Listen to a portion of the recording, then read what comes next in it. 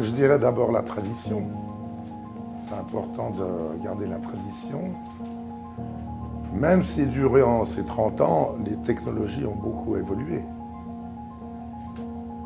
Il n'empêche qu'il faut garder les traditions de l'horlogerie du passé, tout en utilisant aussi la technologie d'aujourd'hui, qui permet de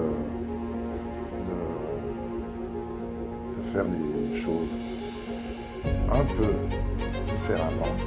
Donc il faut savoir combiner les deux. Il faut garder ce qu'il y a de bon du passé, mais utiliser aussi ce qu'il y a de bon dans les technologies d'aujourd'hui. Il y a 30 ans, il n'y avait pas d'ordinateur, c'était pour dessiner. Quand j'ai commencé, il n'y avait pas d'ordinateur. Il fallait faire des dessins à la main, dans la tête. Donc ça a beaucoup évolué. Mais comme vous pouvez le voir si vous allez faire le tour, ça reste quand même très traditionnel. Je pense qu'il faut combiner un peu les deux, parce que ça permet aussi de faire plus de modèles différents.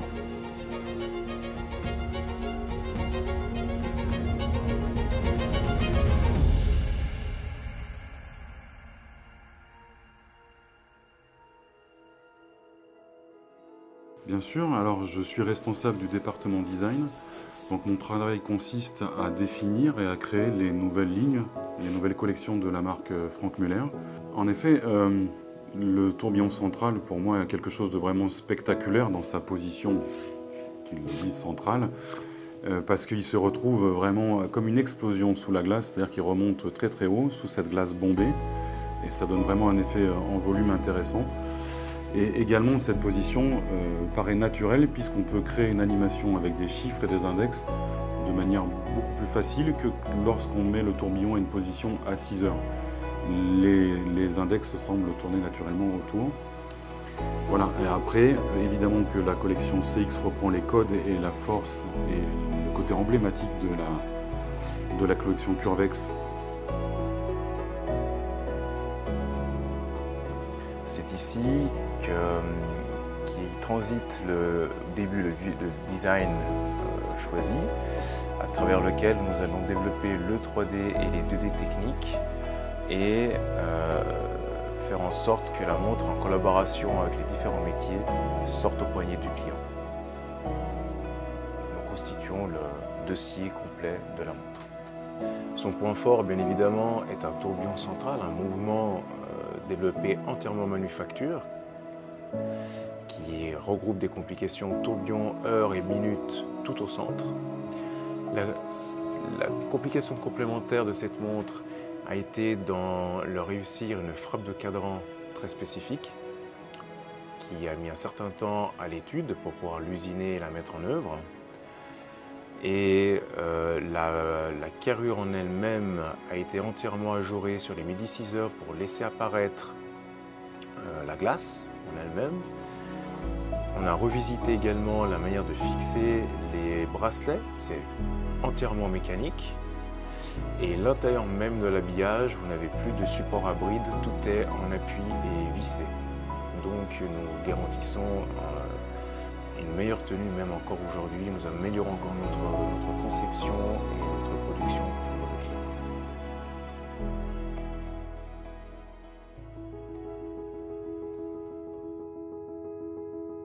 Oui, alors je suis horloger et responsable de l'atelier tourbillon chez Franck Muller depuis maintenant 2002.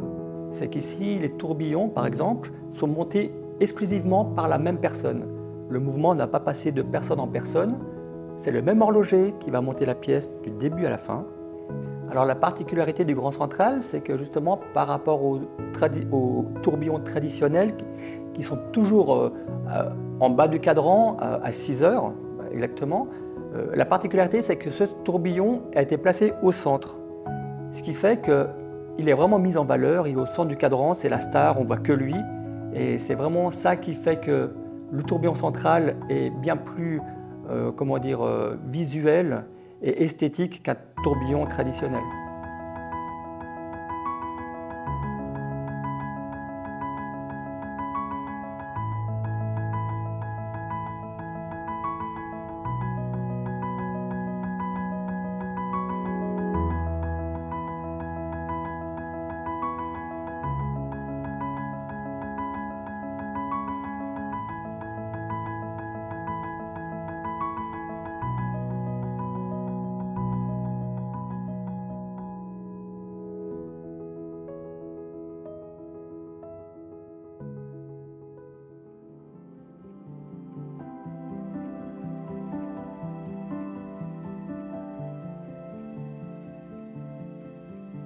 D'accord, donc la société GTEC, elle est en charge de tout l'étampage du groupe Franck Muller. Ça veut dire qu'on prend de la matière première, que ce soit de l'acier, du titane ou de l'alu, et on la transforme en pièces finies d'étampage. Donc voilà, là ici, vous avez ce que nous on appelle la CX. Donc vous avez la carrure que nous fabriquons. Vous avez le fond qui se met derrière la carrure. Et nous avons également la lunette que nous fabriquons ici, qui se met dans la carrure, qui pour nous, nous a permis de revoir notre processus de fabrication, parce que l'exigence demandée dans la CX est très importante. Et pour nous, c'est vraiment un beau modèle, autant fini d'étampage que fini, on va dire, en horlogerie. À chaque fois qu'on fait une CX, c'est comme un challenge pour nous. Puis on est tellement fiers quand on l'a terminé.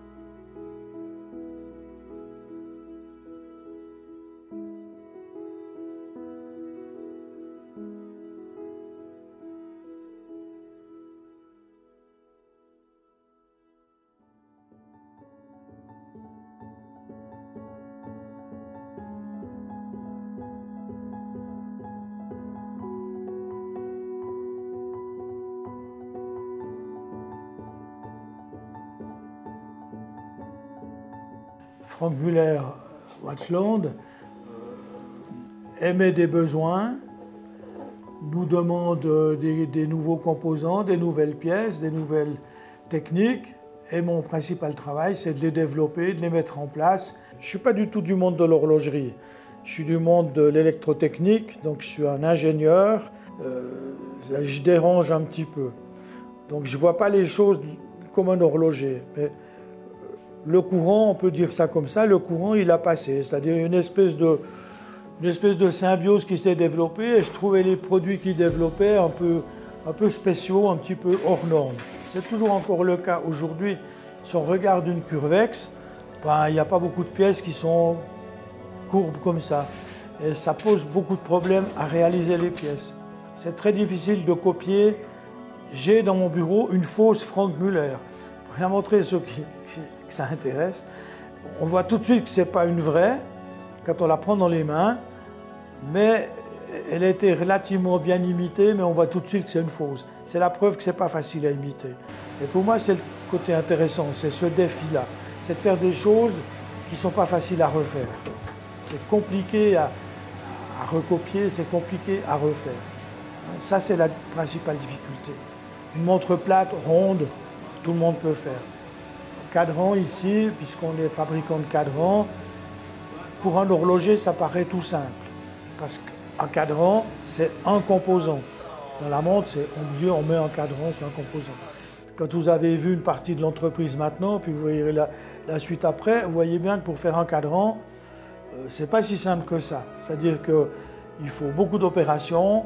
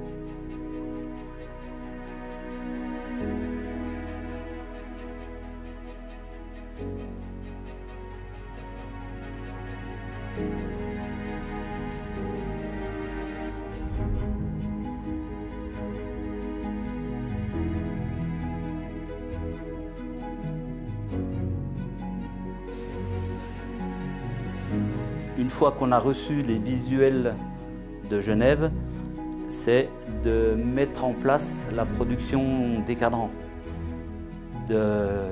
d'établir les gammes opératoires et de suivre la réalisation dans les ateliers. Je pense que c'est la force numéro 1 chez Franck Muller, c'est d'avoir beaucoup de modèles. Il n'y a pas de monotonie. Le charme technique, parce que esthétique, chacun décide si ça lui plaît ou pas. Je ne peux pas répondre esthétiquement. Techniquement, pour nous, le charme de cette montre, c'est le galbe. Oui, parce que c'est très compliqué à galber et à faire les appliques polies qui viennent dessus. C'est très compliqué. Et nous, ça a été un vrai challenge par rapport à ça.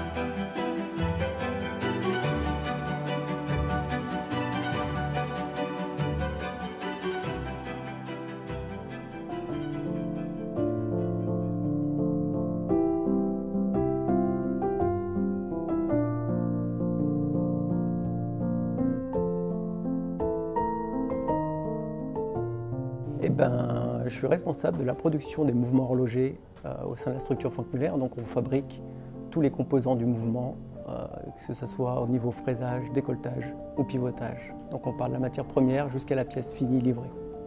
Pour le grand central, le fait d'avoir un tourbillon en plein centre de la montre visuelle, ça apporte une très belle pièce. L'inconvénient pour nous à la fabrication, c'est de la fabrication de ce grand tourbillon. C'est une pièce qui est assez massive et donc très compliquée à faire au niveau dimensionnel et esthétique.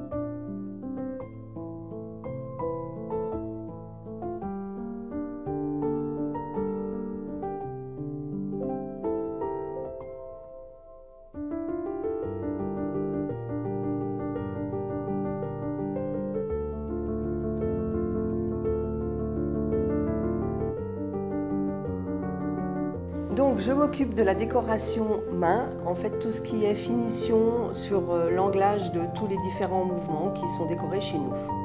Alors sur le grand central, nous on décore bien sûr tous les ponts qui sont qu'on ne voit pas en fait, qui sont à l'arrière. Nous, ce qui nous plaît, c'est de participer à l'esthétique de la montre, justement à la beauté finale en fait du mouvement. Et voilà, c'est un très joli travail en fait artisanal. Et voilà, participer à la finition de cette jolie montre, on est fiers. Ce que je peux dire aussi, c'est que sur un mouvement fini, en fait, nous on décore une quinzaine de pièces et il y a beaucoup d'heures de travail pour plusieurs personnes à la fois sur un seul mouvement.